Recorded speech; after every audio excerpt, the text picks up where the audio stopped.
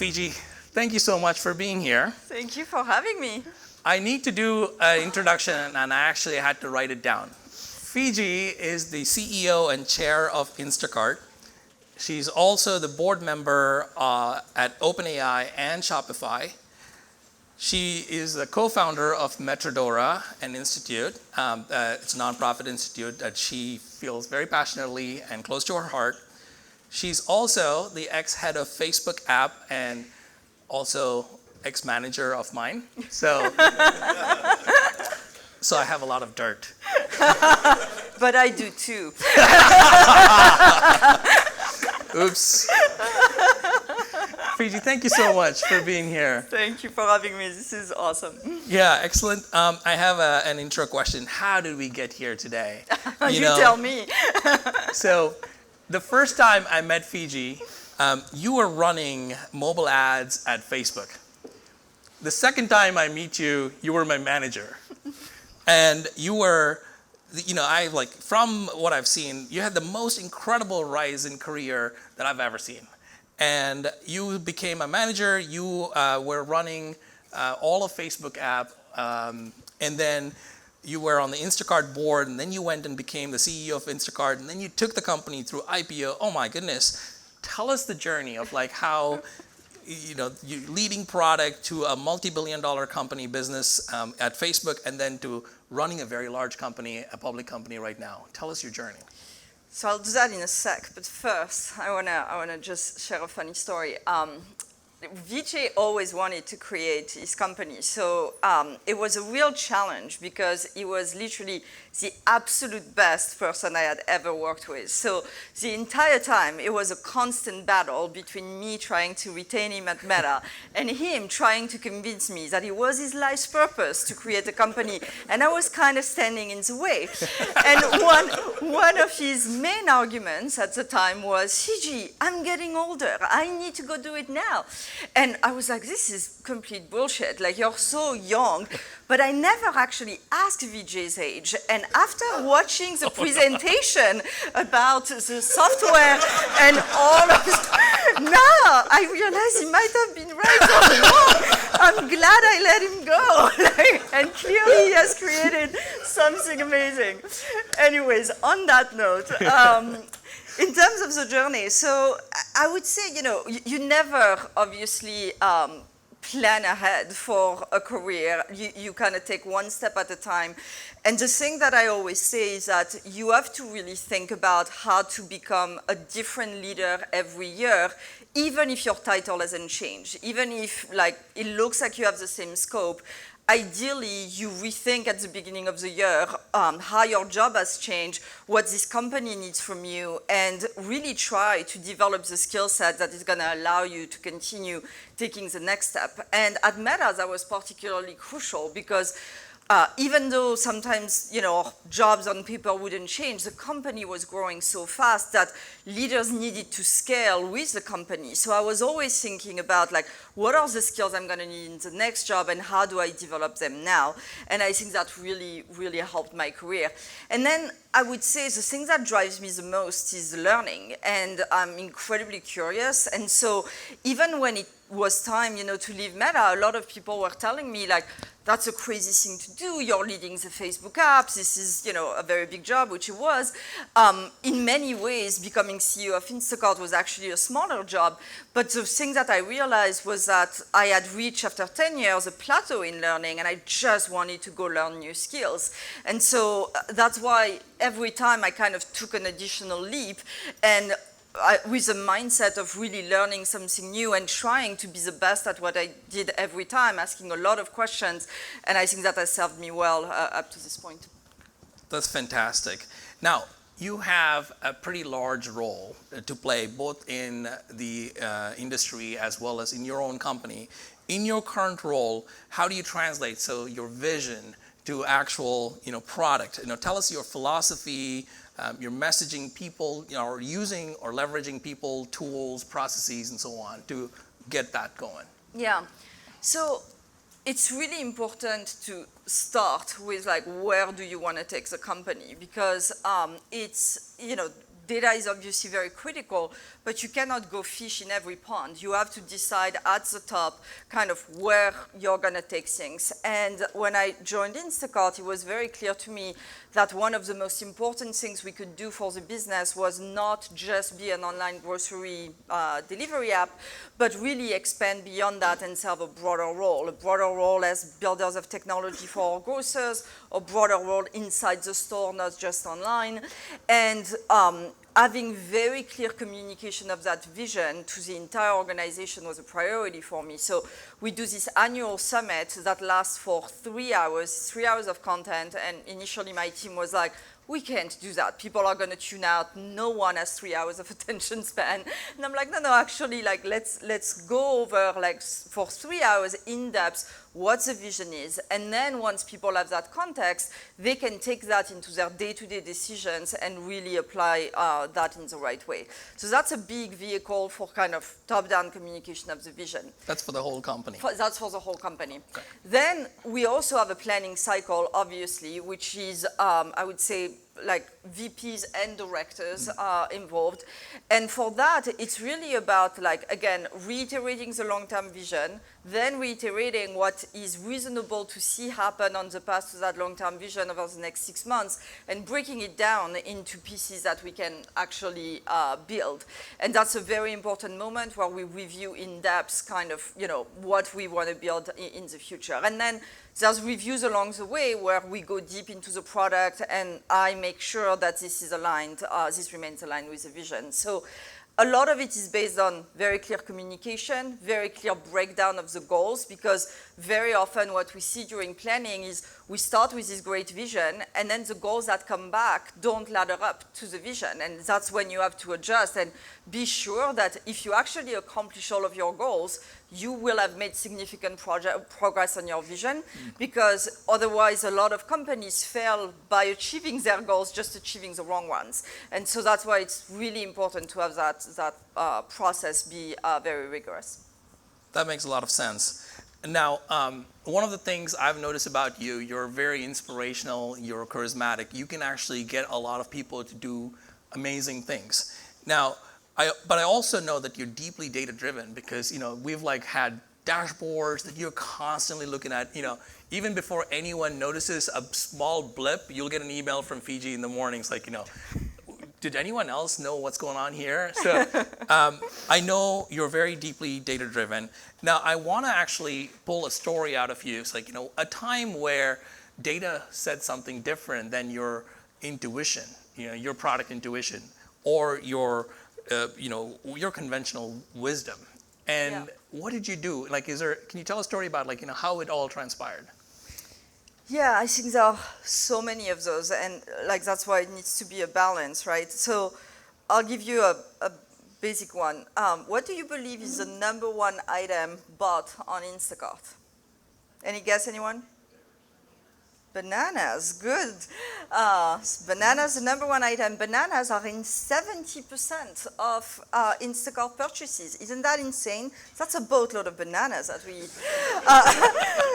But conventional wisdom would tell you, okay, people really want to buy the bananas. That's the first thing you need to show them. You need to make sure that they know the bananas are here, that they can put them into their cart.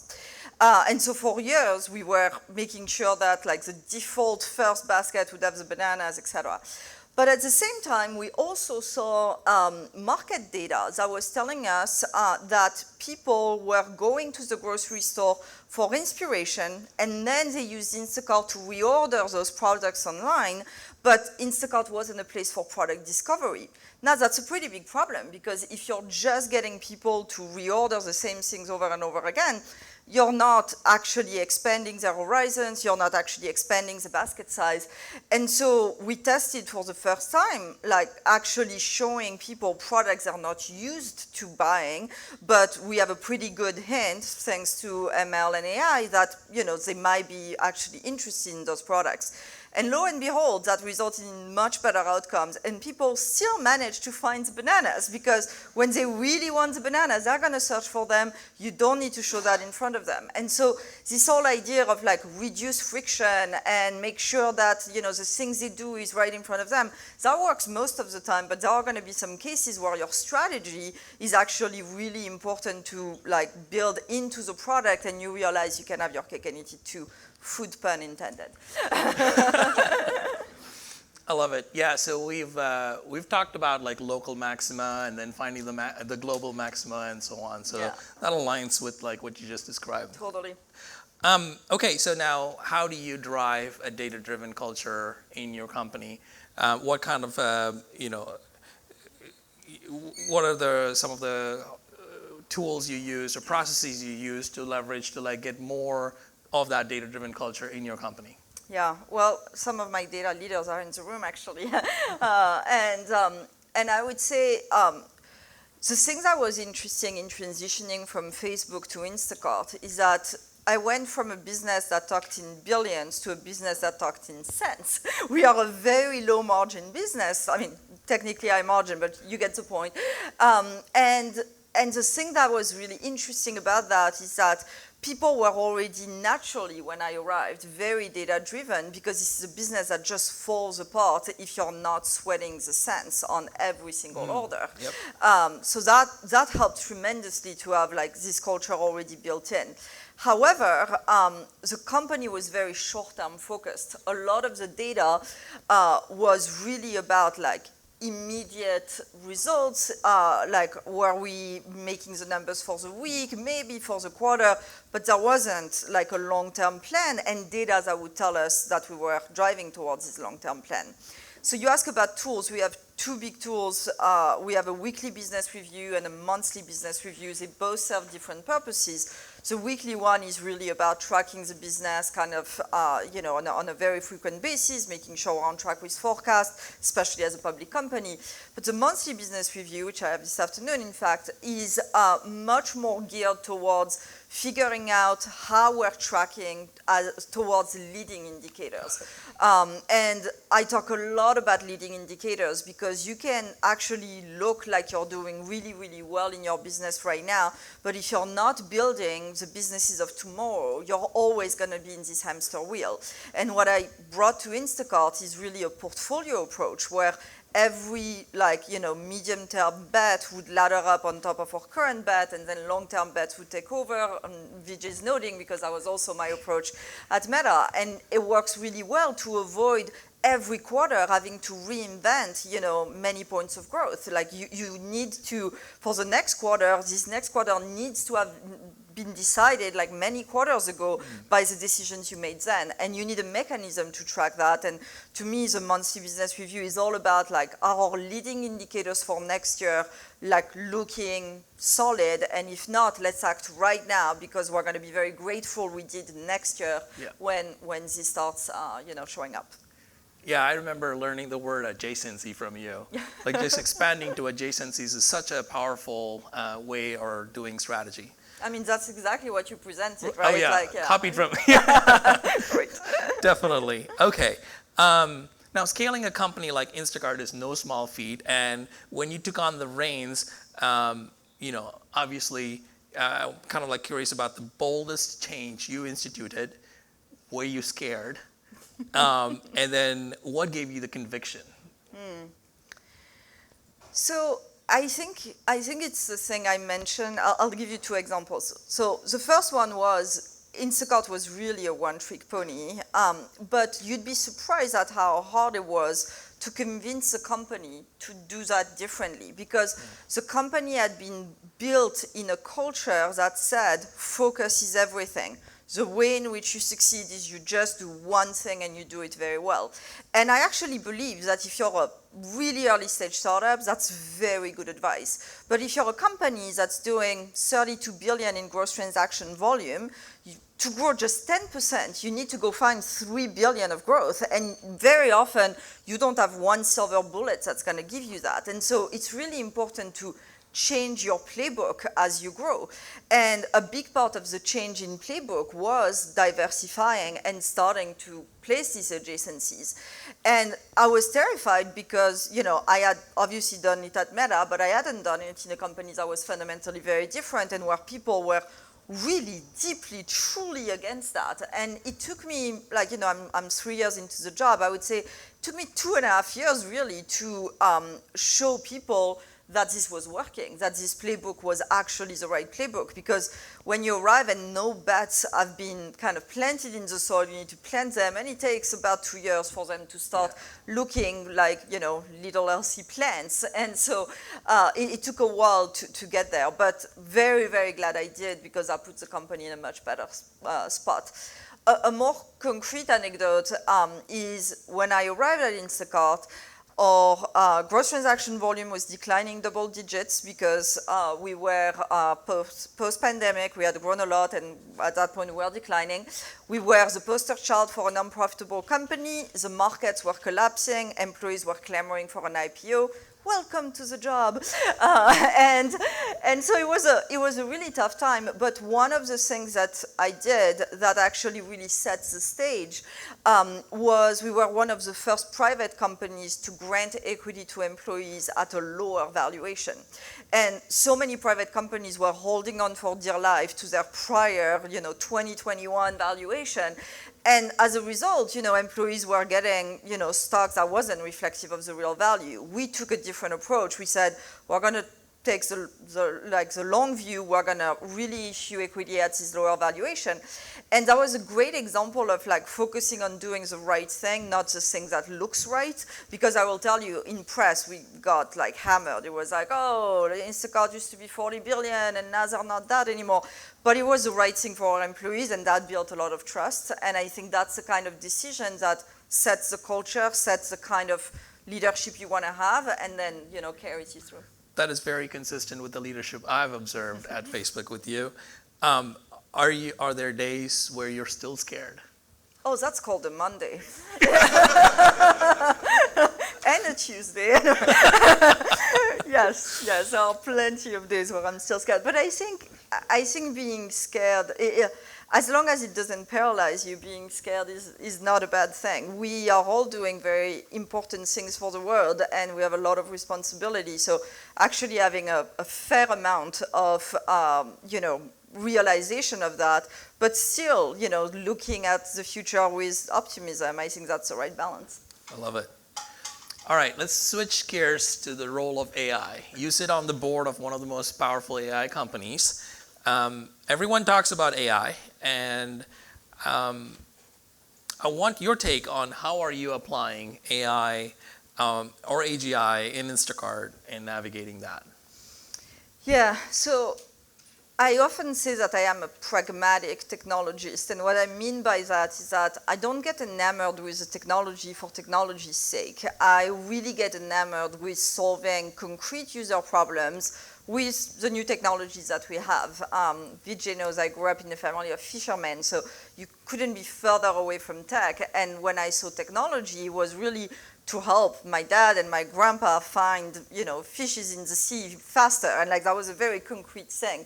And so I think it's the same with AI. There's a lot of hype because there's a lot of people who are looking at this technology and trying to find a problem to solve with it. I see it the other way. We have plenty of problems to solve at Instacart, and I ask, can AI be a solution to that? If it is, great. If it's not, move on.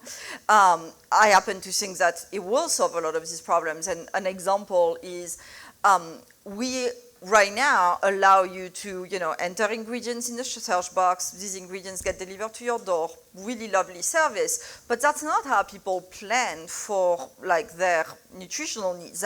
The way people plan is, on Sundays they think, okay, what am I going to make for dinner this week? And then in their head they run through their usual recipes and they try to break down ingredients, and they start entering that in the app. In fact, one of the funny things when you do focus groups on Instacart is how many times they open the app and then stare into the distance because they're doing all of this in their head and trying to figure out what they need, and then they finally enter ingredients. And to me, that's a enormous opportunity to help people much earlier in the process, where in natural language we could tell them, hey, tell us what's going on with your family. Okay, you have 3 kids, you're on this budget, that kid is lactose intolerant, you're trying to have a healthier diet, you like the Mediterranean style. Like, now we have enough to tell you, hey, these are the 5 dinners you should cook. Here are a bunch of suggestions for lunches for the kids for school. That should be like a much easier process. And to me, like, that's where AI is going to shine. We're also using it a lot in our current products, obviously, to match the shopper to the closest store, to help you discover new products. And it's really helping us make the experience a lot richer, because in the past we would, for example, do pairing. So we would have an ingredient, and then we would tell you related products. But now with LLMs, we can be a lot more creative in telling you with the title exactly why this set of products belong to this other thing. So it's like, you're getting bagel, here are all the items for breakfast, and now you have like a fantastic experience. So there's like very minute use cases that fit into the existing paradigm, and then there's much broader use cases that the technology make possible now and wasn't possible before. That's great. That kind of like makes me ask a tough question. So, navigating challenges. Now, you've had your fair share of challenges, and then curveballs in your career, both at Facebook and now at Instacart, from competitive threats to operational challenges to people issues. Can you share any tough calls that you've made to tackle a crisis? And then, even better, if you can turn that, how that turned into a win. Yeah, I think I mentioned the valuation thing. I think the whole going public thing was very, very tough for us.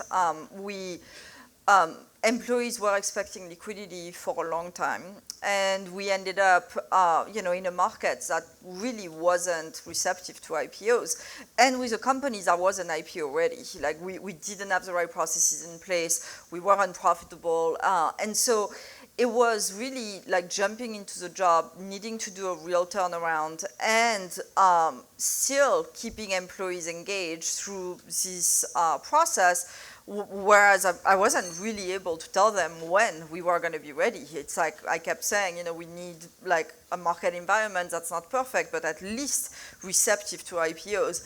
And we ended up going public last year. It went really well. But that entire journey is actually shaping the company in a way, because that also made people realize we can do hard things. We can be the first ones to go public in a really tough market environment. We can take the risk of doing that, but also because we have done all of the work to become profitable, to have forecasting in place, to have all of these things. And I think when you have these very tough moments as a company, it serves you in the future, because everything is based on stories and narratives, and it serves you because employees realize, oh, this is a company that's resilient, this is a company that can do these very difficult things and come out ahead. And so I don't see challenges necessarily as these terrible things. In fact, even at Meta, where everything was up and to the right all the time, my favorite times were times where things weren't up and to the right, because and Vijay and I share that, because when things are up and to the right, you never know if it's really you driving things or if it's you just join a rocket ship. When things are hard and you turn them around, it ends up being such a source of pride, because you know that if you didn't wake up in the morning, it wouldn't have happened. And so I try to instill that in our employees. Sometimes you have people who want it easy. We try to not hire those people, and we try to hire the people who really like the fight and like to prove what they're able to do, because when you get there, it's much more rewarding. I definitely resonate with liking the fight. No, I definitely agree, and I've seen Fidji in action, especially when things are not going well. The call to war is such a powerful thing. Now, you have 2 jobs. You are on the board of 2 large companies. You have a family that you're somehow finding time to juggle and also make time with, you're generous with your time, like being here with us and all. What's your trick? Well, first off, I have an incredibly supportive husband who's sitting in the first row. Hi, Remy. So that's my magic trick. Remy is everywhere Fiji goes, and I have admired the support that Remy has given Fiji. Absolutely stunning. He's the best. I would say, like, the fact of doing so many things forces you to really understand what's important and what are the highest priority. And, I believe that the most important thing we can do on this planet is create and fulfill our entire potential. And the reason I do a lot of things is because I believe that, I can have this impact, but it requires being incredibly intentional with my time. And that means I think that makes me a better operator because I obsess over, like, how do we take this process that could have taken whatever amount of time we give it and do it in 2 days instead of 2 weeks. I obsess over, like, how are we really working on the hardest problem, or are we wasting our time on a side quest? And by obsessing over these things, I think that forces a level of prioritization that helps the entire company. That, and I don't sleep. But that is true. I don't recommend that one, though. That is true. I thought I was going to bed late, and then I know Fiji is like, oh yeah, she's awake. Okay, so this is a data conference. We have a lot of product builders here, a lot of people in their careers looking up to people like you. What advice do you have to share for product builders, aspiring leaders, and they're making impactful changes in their career? I think I have two. One is, as a product builder, focus entirely on the problem you're trying to solve. And I say that because a lot of product builders end up becoming enamored with a particular solution, and that makes them miss the fact that all of a sudden something has changed, technology has changed, and the way to solve the problems they set out to solve has changed, and there's a better solution out there. And I think given the pace at which AI is developing, the pace at which new technologies are emerging, it is really important to stay nimble. I have this practice that I call the assumption tracker. And for every big decision I make, just the big ones, I kind of list out all of my assumptions that went into that decision, my assumption on technology, on competition, on my team. And then every month I look at that and I ask myself, have any of these assumptions changed, and would that change the decision? And you'd be surprised how many times when you force yourself to do this exercise, you realize, oh shoot, actually something pretty fundamental has changed, and yes, it would have changed my decision, so forget about sunk cost, I need to update kind of how I'm doing things. And so, like, staying wedded to the problem is really important. And very relatedly, I think in life in general, I think of it as like being very stubborn on the destination, but very flexible on the journey to get there. I always knew that I wanted to have a big impact on the world. I could never have predicted the career I've had. And in fact, like, if you look at where I grew up and all of that, I wasn't destined to be in this room at all. But instead of focusing on the obstacles, which, I believe that what you put your attention on grows, I focused on the destination, and I realized, okay, I don't know what the path towards that destination is, but we're going to keep pushing one branch after the other, and ultimately we get there. And so having a little bit of stubbornness and determination on the end state, but a lot of flexibility on the path there is, I think, the best advice I can give. I love it. Okay, so one final fun question. You mentioned that you have a dinner tradition where you think about the future gadgets that are coming and new technologies that could come in the future, and you're dreaming about it. So what is the craziest or the most coolest thing that came out of that conversation? So just so you guys understand, because I so deeply believe that our reason to exist is to create, I'm raising my daughter with this idea of expressing our creative potential. So we have this thing that we call the Book of Inventions, where at the dinner table we try to invent a new thing, and so she kind of thinks about the invention, then draws it on a piece of paper, writes down the specs. Now with AI tools, she's able to actually, turn the image into something like something much more real, and that's really amazing because it gets her imagination churning even more when she sees a real product.